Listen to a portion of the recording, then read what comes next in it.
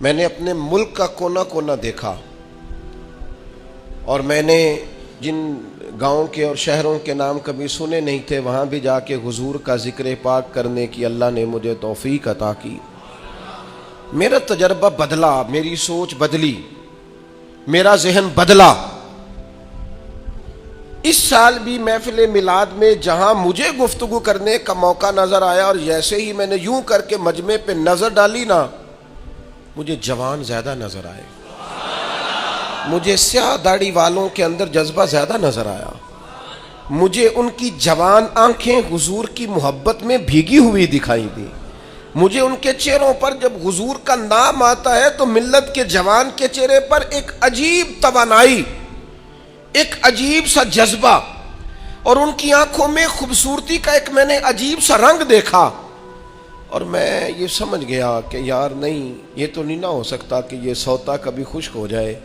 بہت پرانا میں نے کسی صوفی کا شعر پڑھا تھا، مجھے پسند بھی بڑا تھا، اور وہ میں نے اپنی زندگی میں جب جب اس کو اپنی زبان سے ادا کیا وہ میرے دل میں گھر کرتا چلا گیا۔ لیکن اب میں صرف اپنے لیے نہیں کہہ رہا،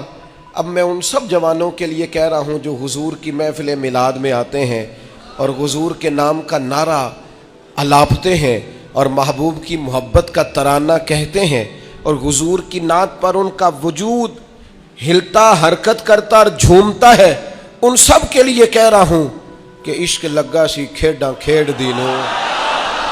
عشق لگا سی ایویں کھیڈاں کھیڈ دینو تے کھیڈاں کھیڈ دینو تے پھر مینوں نہ او کھیڈاں بھول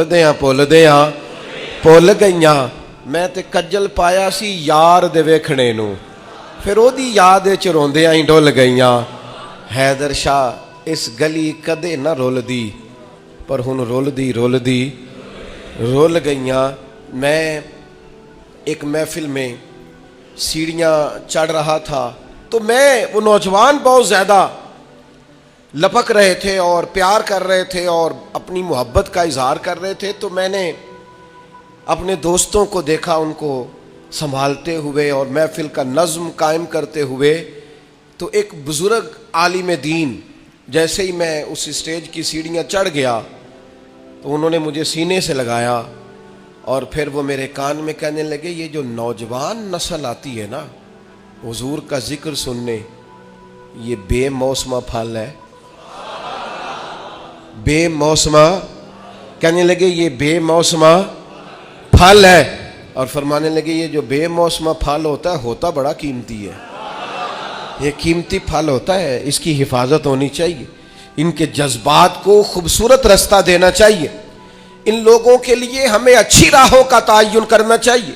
ان کو خوبصورت، ٹھنڈا، پروقار اور وزادار ماحول ہمیں فراہم کرنا چاہیے۔